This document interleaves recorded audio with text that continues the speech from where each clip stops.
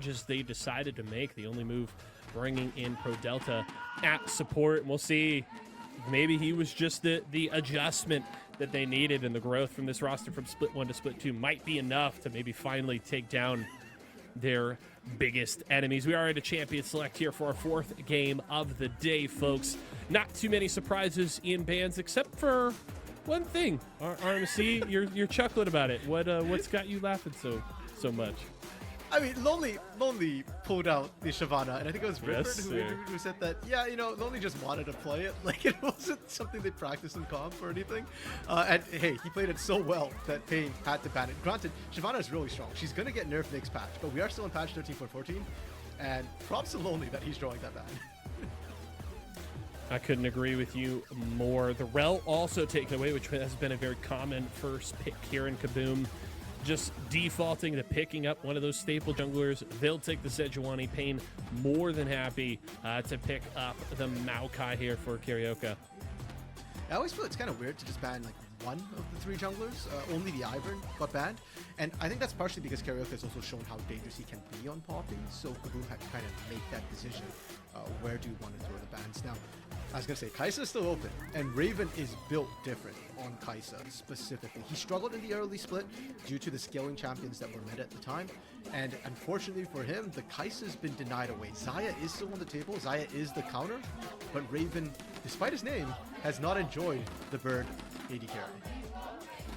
Well, we'll see if he enjoys it here in his last game of the split, because Kabum is going to lock that one in for him. So we'll see how he can perform here this time around. And look, we saw the Yone last game, an interesting hover there from Kabum, but they'll just elect to grab the lovers duo there. They're going to get the Xayah Rakan for Raven and Redbird.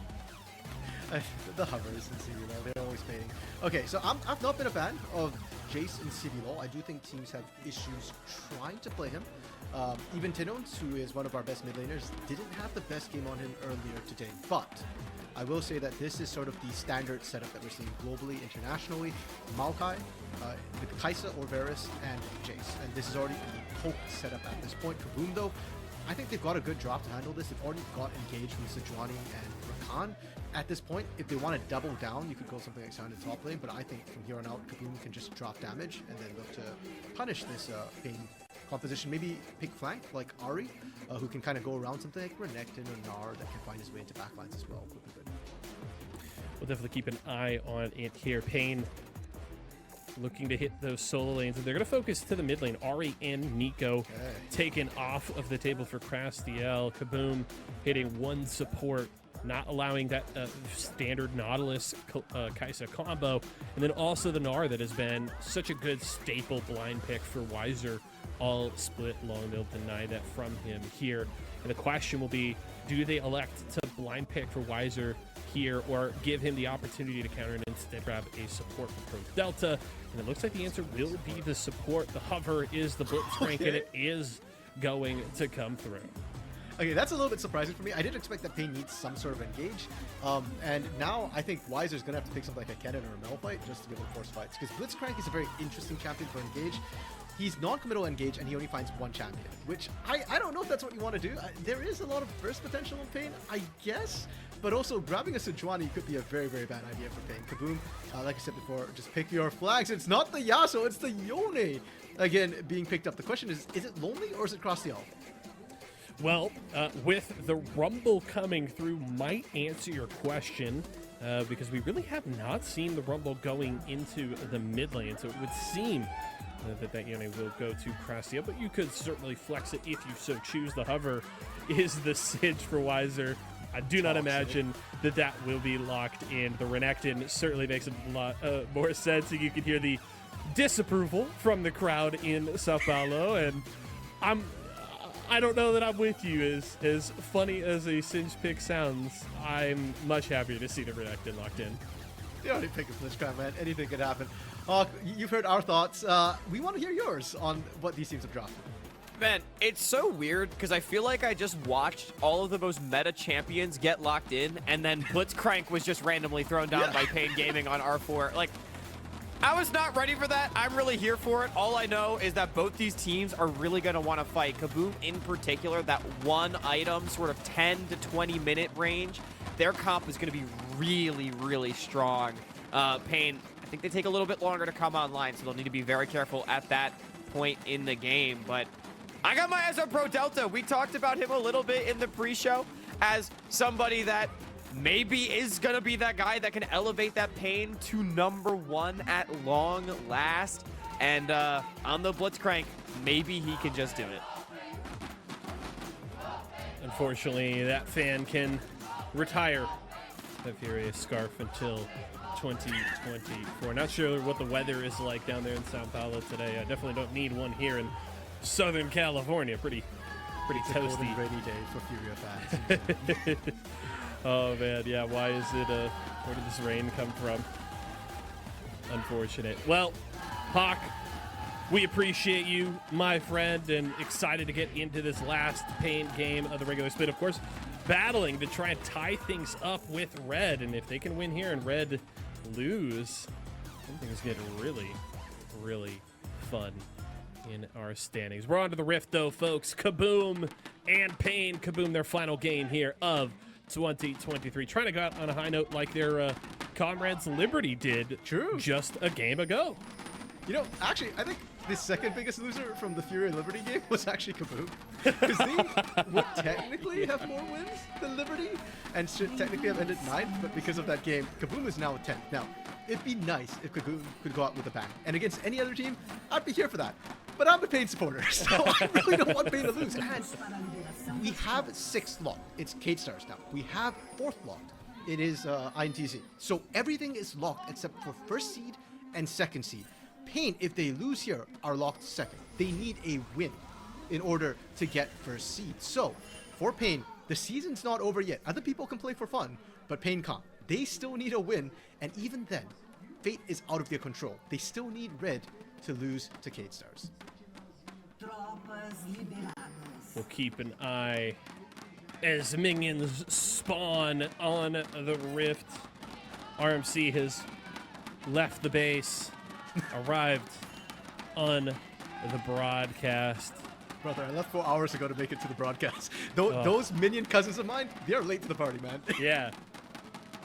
Man, RMC, we're 5 days away from being neck deep in best of 5s in Brazil. Can you believe that?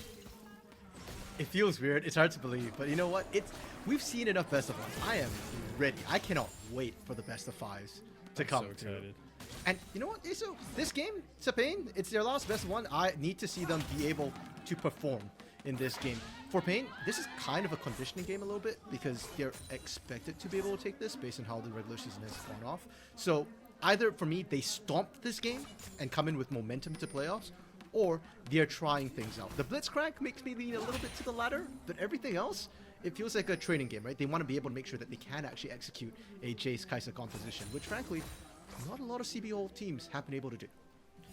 Yeah, I mean, realistically, if you're Pain, I think you're looking more at momentum here. If you win this game, you enter playoffs on a 3-game win streak and having won 7 of your last 8 games of the split. I think if you're Pain, that's what you're more focused on. You want to come in feeling good. And I mean, look, we've had the discussion at multiple points in this split, even when Red was kind of a couple of games ahead of everybody, that we weren't quite sure if Red was actually the best team in Brazil. And it feels like the team that has had the strongest argument against them has been Pain. I'm curious as we get ready to start best of 5s, and of course we have 1 game left to see of Red after this one. What is your read about the best team in CBLOL? How close do you think this is between Pain and Red Cannons? Some people have questioned Pain. I was not among them here on the broadcast TV, so I've always said Pain has been the best in the regular season, barring Lau. I think Lau, there is that mental block factor to them. What has been interesting is quite a few pros have actually come out and said that they think best team right now in CBLOL, Pain. Best team a week from now in playoffs? Maybe Loud. And that's sort of the big question mark. And I'd love to see Pain, deliver on that. Show us why they're considered the best team right now. Karaoke, I don't know if the sapling gets seen. I think it did. We see the ping from Lonely. quite a bit of disrespect to Red. Even, you know, going back to when we got to talk to Yumpy at the end of the IMTZ game a little over an hour ago, he was saying, hey, like, we'd be happy to play Red. We think we actually have a good matchup here. We don't want to play against Pain or Loud. Like, we would rather see Red, and I think it's really interesting. We'll have to see how it plays out when we get to best of fives, but this is an early gank to the top lane. Lonely getting locked down.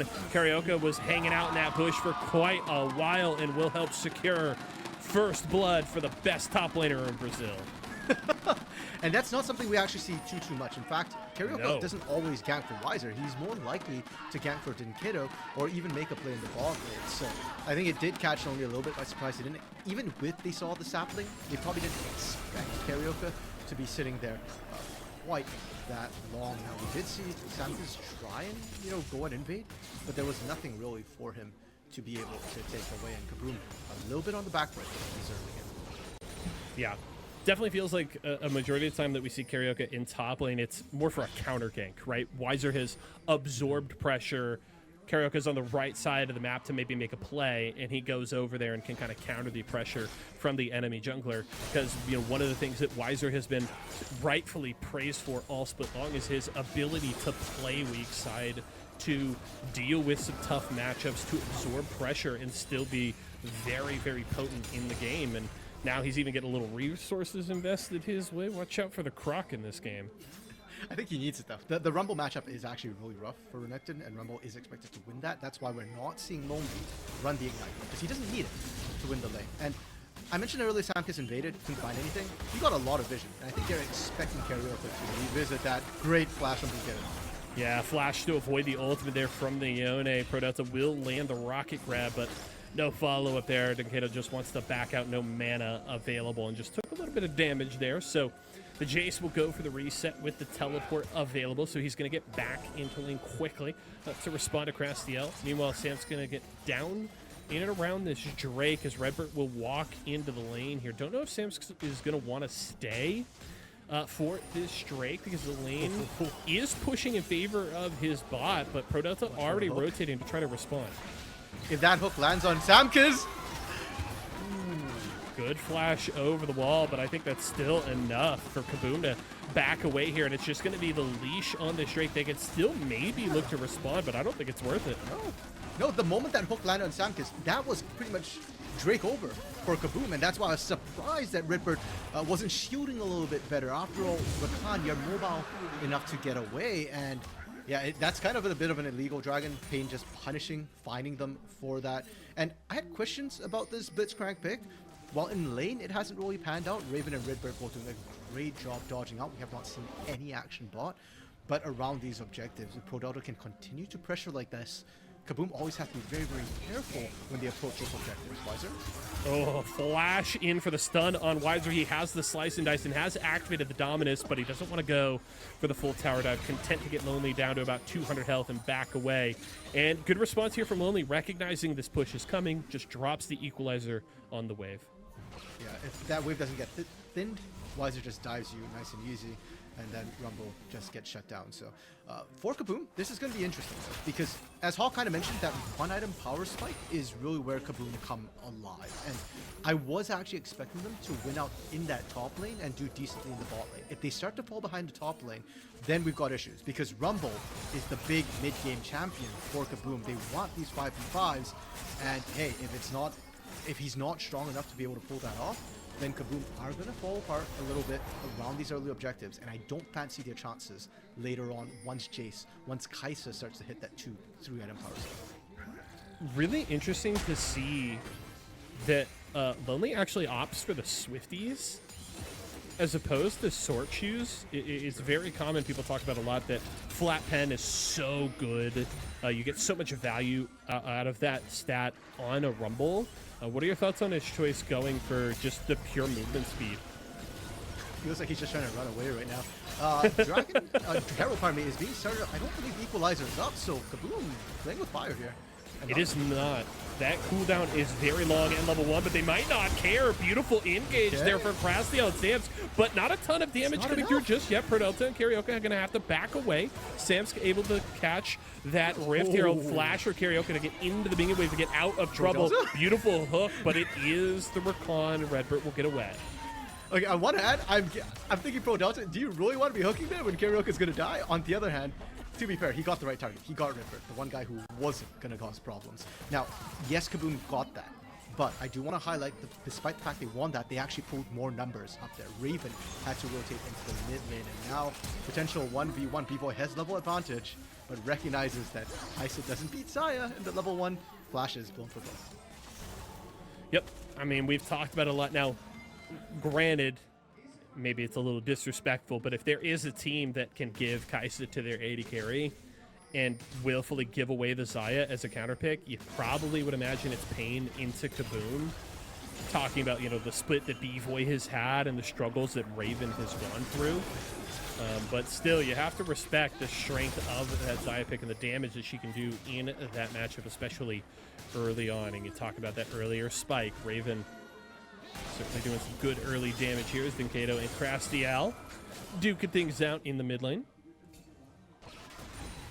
And we go back to the holding pattern here. So I don't know what happened. Games 1 and 3 have been really fun today. We've got like the stereotypical CBLOL carnivals. Those are the CBLOL jets. And then games 2 and 4, the ones we got, so they've been a little bit quiet in the early game. I know that INTZ, Fluxu, those teams, there was a lot on the line. They were playing really, really safe.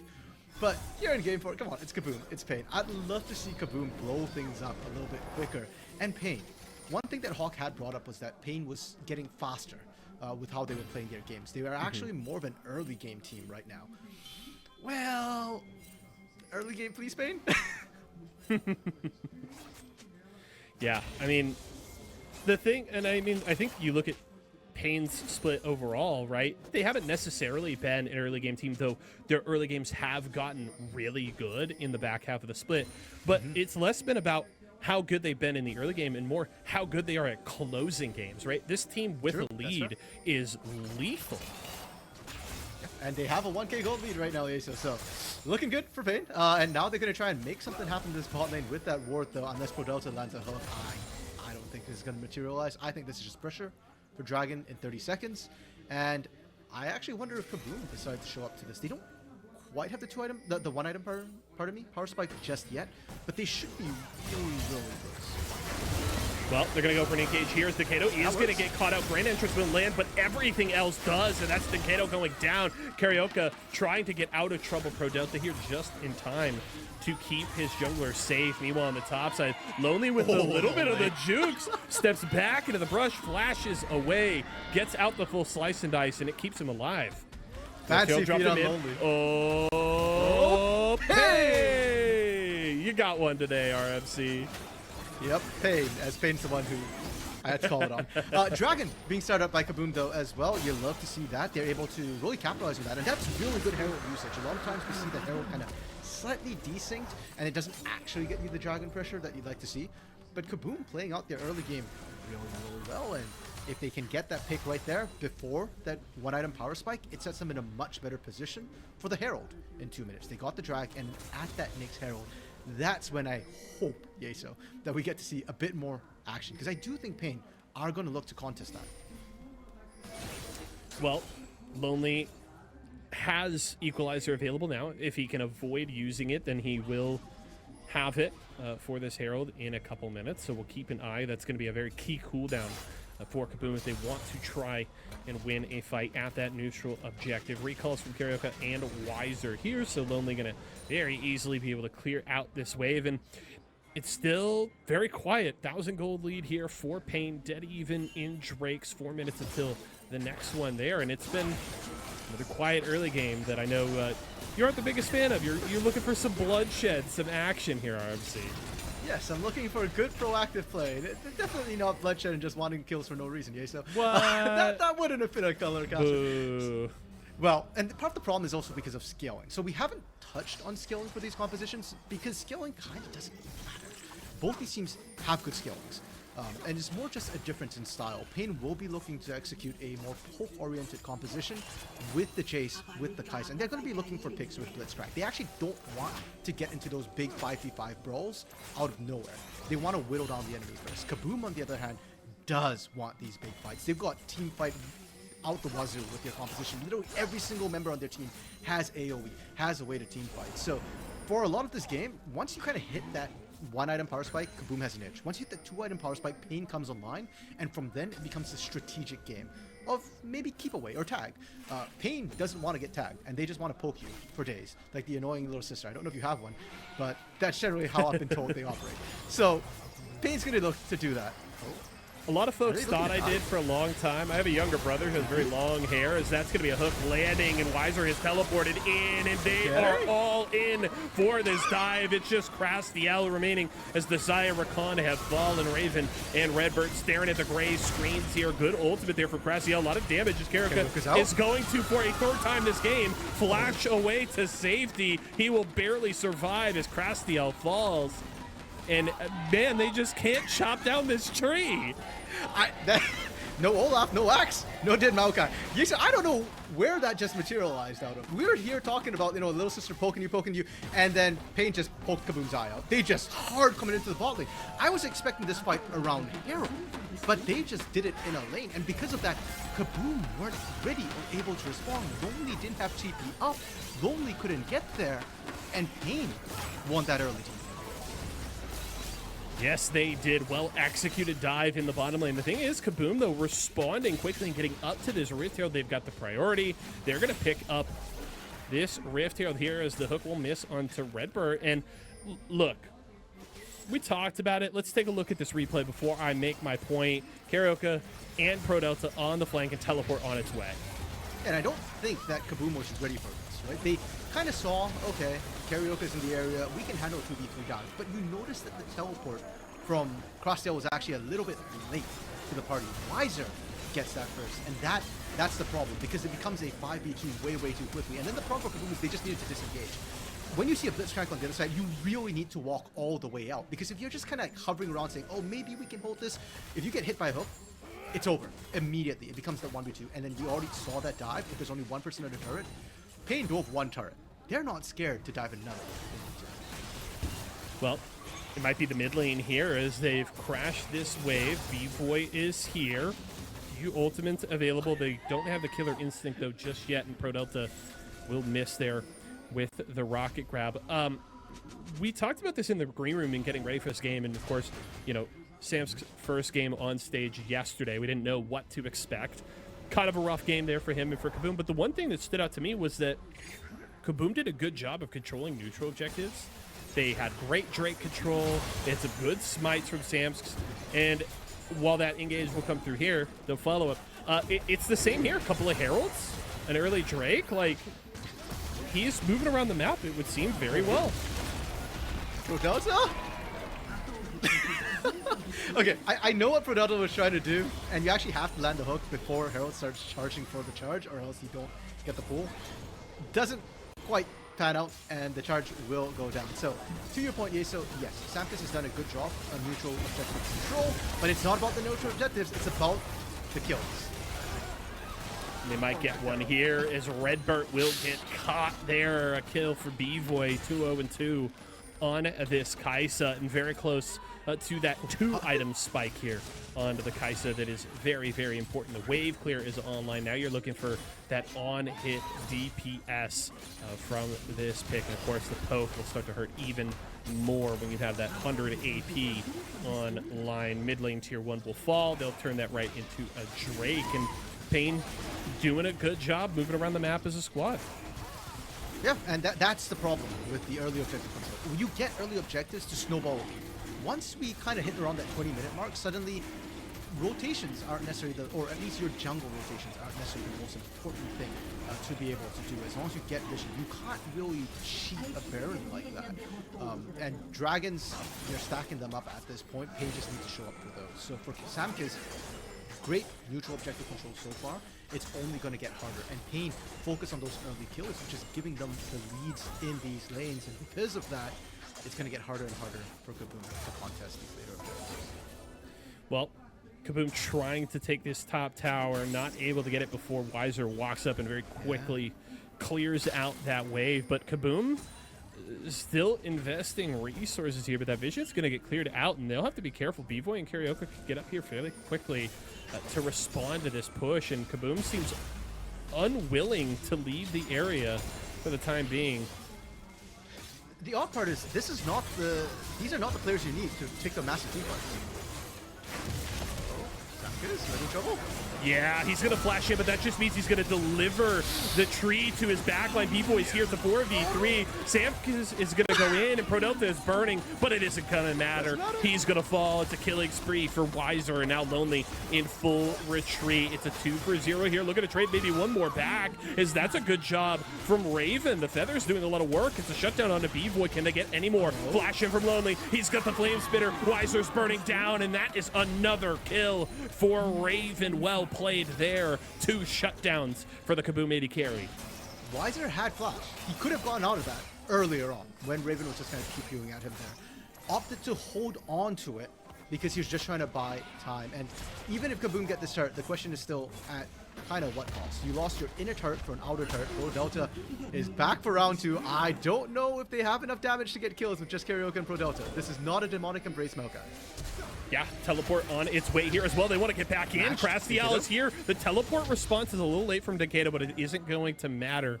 Well-placed sapling will slow down the Yone. They'll be able to back away. My big question here is you've just got a good chunk of gold onto Raven, who was already in that fight with a Kraken Slayer, tier 2 boots, and a BF sword. I mean, if this is a very quick second item pickup from Raven, how does that change the complexion of these coming team fights? Sure, I'm gonna need you to repeat the question because I was just watching Prodelta be an absolute menace. He didn't even get the crop. It got resetted on him. Like, I have expected him just to pop the ult to steal the crop. Sorry, Yeso. So my question, and it actually is only further enhanced now. Raven went into that fight where he picked up 2 shutdowns with BF Sword, tier 2 boots, Kraken Slayer. He now comes back thanks to that double shutdown gold with his second item online. He's got the Navorti Quick Blades, has really closed the gap now between himself and B-Void. How does that change the complexion for you of these coming fights for Kabum? Well, it makes it a lot easier for Kabum to play away from Lonely. My biggest problem so far has been Lonely's been put on an island, and that's not ideal for him. Now he's getting back up, but okay, yeah, you see, that right there is the problem, right? Lonely, yes, I know he tells you he wants to be alone, but you gave him Rumble. You don't want him to be alone. You need to play around him. And when they do try and do that, they're not sending the right people. There's no damage. Rakan isn't going to be enough, and because of that, Pain, they just get to go for this Baron rush right now. Again, no TP on Lonely. Weiser gets off the recall, gets the teleport in on his own. Meanwhile, they're going to end the engagement of Prodelta. Not the key target to get damage on, as the Baron will fall, but they will finally be able, to take him down. The recall gets the kill. Karaoke quickly follows, so it is a 2-for-0 and a killing spree for Raven, but it's Baron buff for Pain game. And it's a big question of whether Pain can make this one worth it with 2 down. They're going to start at a negative Baron power play, effectively. There were bounties up as well for Kabum, so you can see a big swing for them.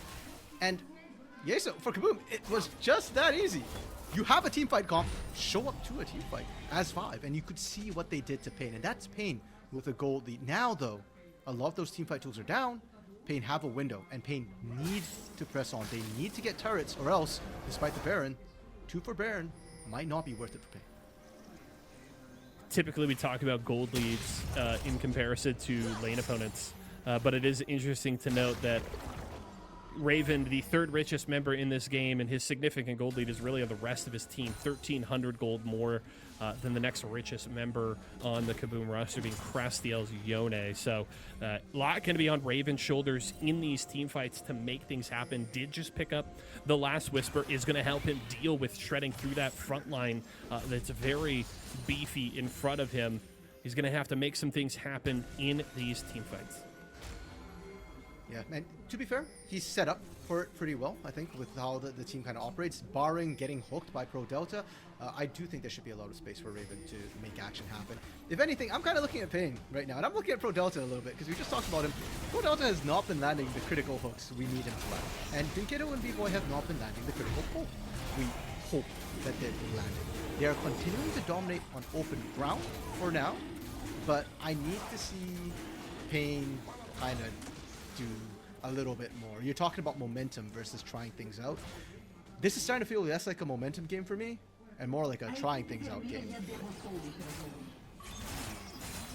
I mean, I hear you, but I don't know. Do you really want to see Pain playing poke comps in playoffs?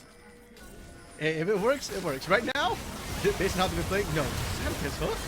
Oh, there is going to be the equalizer dropped in. Good hook there, but it really isn't going to get a whole lot done as the front line has been able to set up, and they're just free firing here. Karaoke finally taken down. Weiser's going to go gold, but he isn't going to last very long. Blade Caller comes through. They're looking for Decado to quickly follow. Raven's got another kill. They're looking for more. That's 3. Here comes Raven. B-Boy goes down. It's a double kill there for the Zaya. Pro Delta running for the hills. He might escape, but it isn't going to much matter. He locks down Redbird. What a fight for Kabum.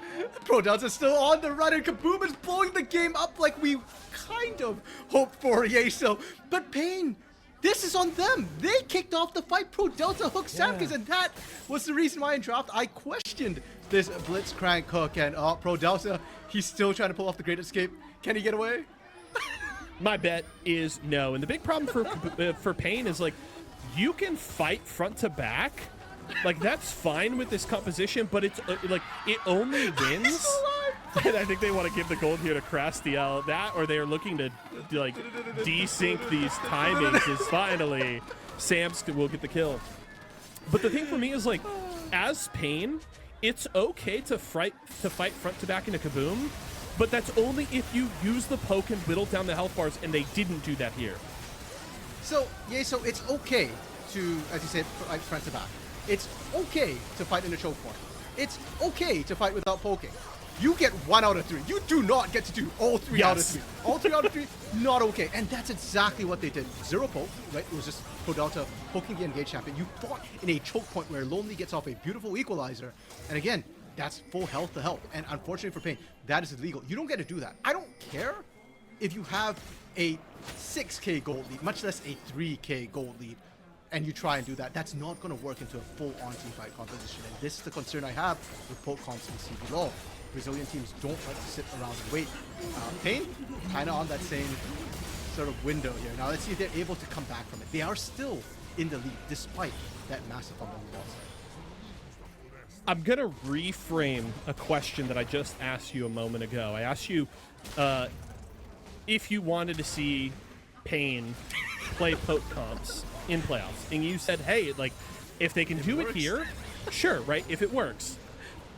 Now my question is, if Pain get dumpstered here playing this poke comp, do you as a Pain fan feel good about the fact that, okay, hey, look, they learned their lesson, right? They played the poke comp, they got trashed on by, you know, one of the bottom teams in the league.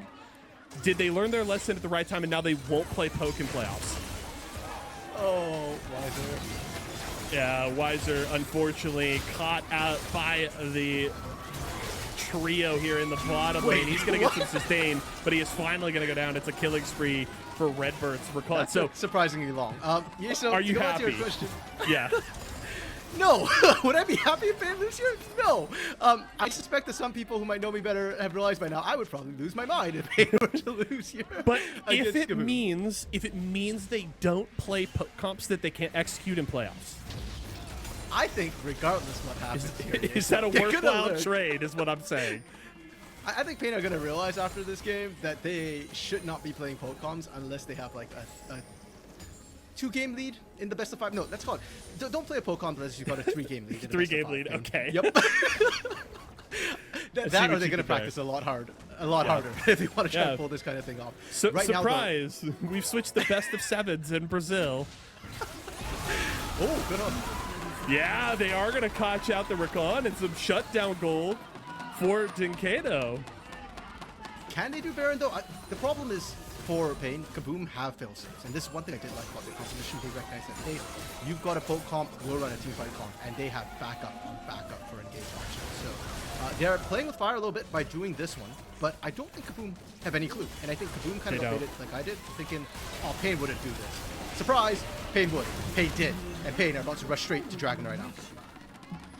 This is huge. I mean, this looked like a game that Kabum was kind of starting to run away with, the way that they were able to pick up a couple kills after the first Baron, and a good response and just some really solid team fights. But Pain get one pick. They grab the support. Now they've grabbed the Baron. Now they're looking to get Chemtech, Soul, and Kabum have to respond here. Redbird is back on the map on his way, so it will be a 5v5. So, I mean, it's still going to come down to campaign execute. You know, are they going to do 1 out of 3, or what do you think, RFC? I mean, this is kind of risky for them. Okay. Good equalizer there. They're going to catch out the jungle. Karaoke just gets melted. Goodbye, Maokai. Now they're maybe looking for more. Good ultimate there for Krastiel, but he is going to get back out. They're going to take the Drake. No Soul just yet for Pain Gaming. Kabum got everything they could have wanted there. Yep, and another thank you for the leash. This is the second one we've seen today. This time Pain leashing for Kabum, and Kabum played that really, really well. I do think Pain's setup was not bad. This isn't done. Redbird grand entrance over the wall. Krastiel maybe thinking about going in. Hook will miss. Wait, unless Kabum maybe still fights here. No Glacial Prison for Sam. Poke trying to land from B-Voy. Look at Weiser. Yeah, Weiser's looking to pressure that mid inhibitor, but Lonely does hurt as B-Boy possibly caught out here. Flashes over the wall to get away. Lower than a third of his health. He will survive. Rocket Crab misses from Pro Delta. These teams just won't recall.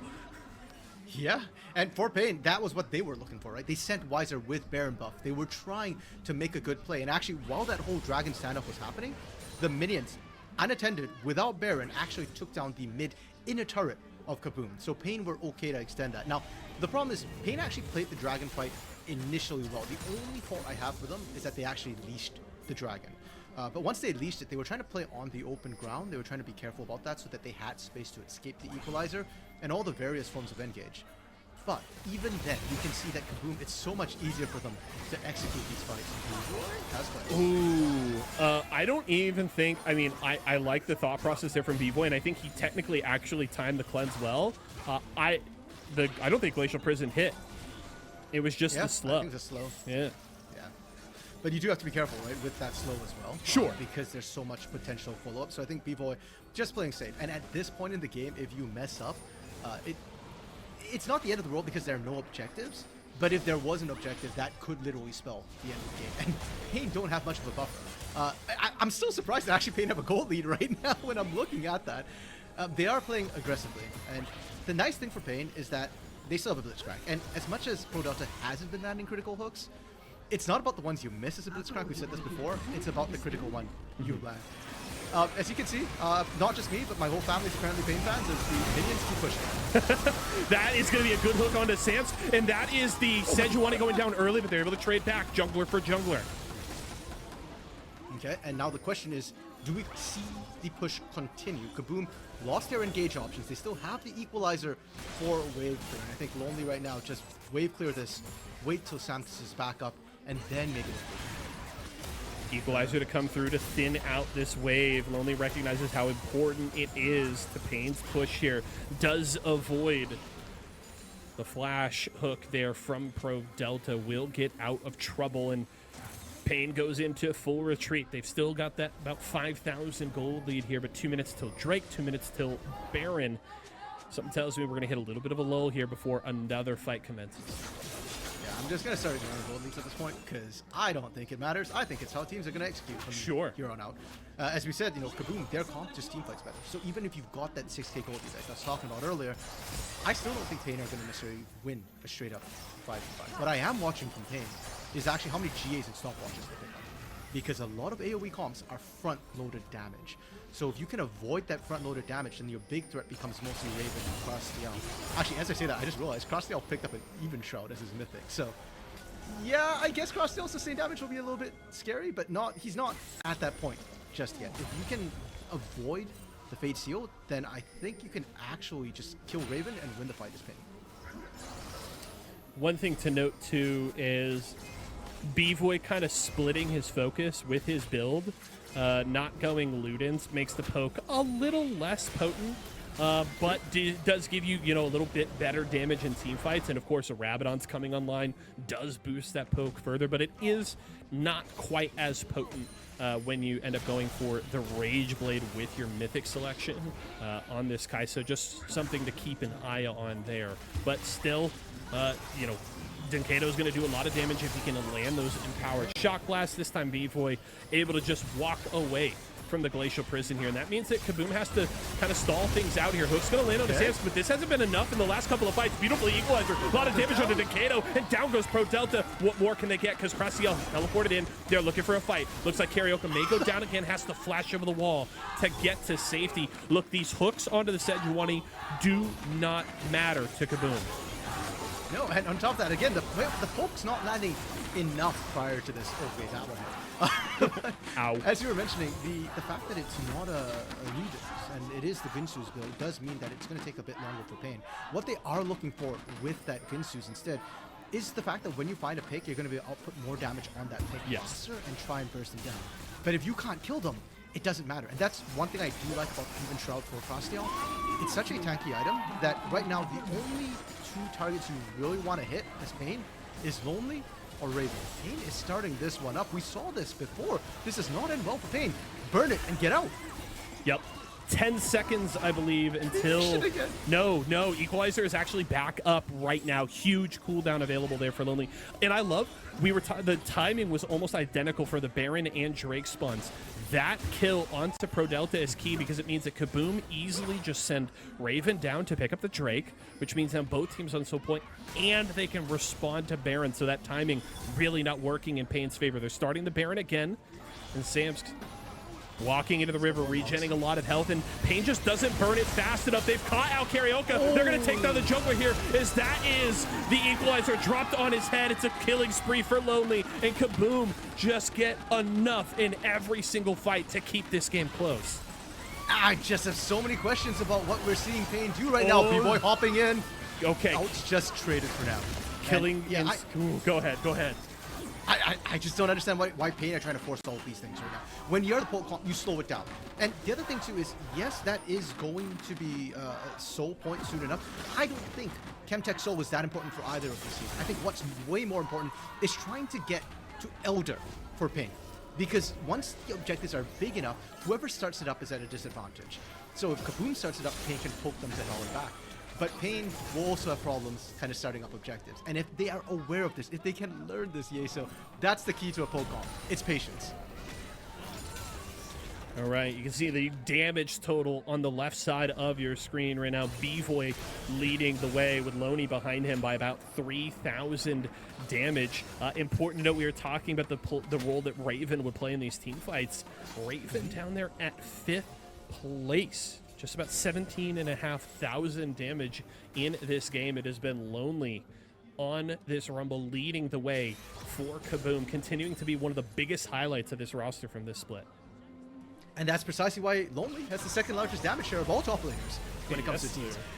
I'm not even putting this on Raven for not doing damage. By the time Lonely's done with anybody, there's hardly anything for Raven to pick up, and it is Lonely's equalizer that has been making a big difference. Multiple catches onto Karaoke. He's been looking beautiful with these. Pain, what are we doing? Why are we back to this again? Hey, in a beautiful ward there that doesn't get spotted out by Pain. The engage is going to come through. Baron is secured, but what can Kabum get after this? Full retreat from Pain. Beautiful engage, though, from the Rakan. They're going to have to back away. Sam splashes out. It's a big kill for B-Boy. What else can Kabum get? Karaoke is going to go down. Weiser maybe quickly following. The GA has been popped. It's still plenty alive for the side of Kabum. And a huge hook there takes down the Rakan. Shut down on a Raven as well. Lonely flashes over the wall, trying to get away from B-Boy. You got to be careful. The solo leaders are still up here. You cannot step out of line. Pro Delta maybe looking for a hook over the wall. Good vision there. Oh, I don't know if you want to go for this. B-Boy would be in danger, but Denkado has arrived. GA available for Crassiel. Can he escape? He's going to get engaged on under the tower. The poke takes him down, but GA will come through. Is the hook cooldown available? Poke from Denkado. Not enough to take it down. Tower instinct under the tower. B-Boy's looking for 2. Lonely possibly getting away. The movement speed from the scrap shield gets him to safety. Denkado looking for one final shock blast. He will not get it. It's not about the hooks you miss. It's about the hooks you land, and Pro Delta lands the critical one. And B-Boy is deciding enough is enough. If we had questions about MVP, right? If we talk about, oh, B-Boy hasn't had the flashing plays that Titan has, or Brunsey has had, well, look at this one. Now, with the Zonias in pocket, B-Boy can continue making plays like that. It's not really a poke on, yes, but it is a very CBLOL way of executing Kaisa. I love it. The confidence there from B-Boy with the killer instinct. He's feeling it right now. I hope this is a pick that we get to see from him more often in playoffs.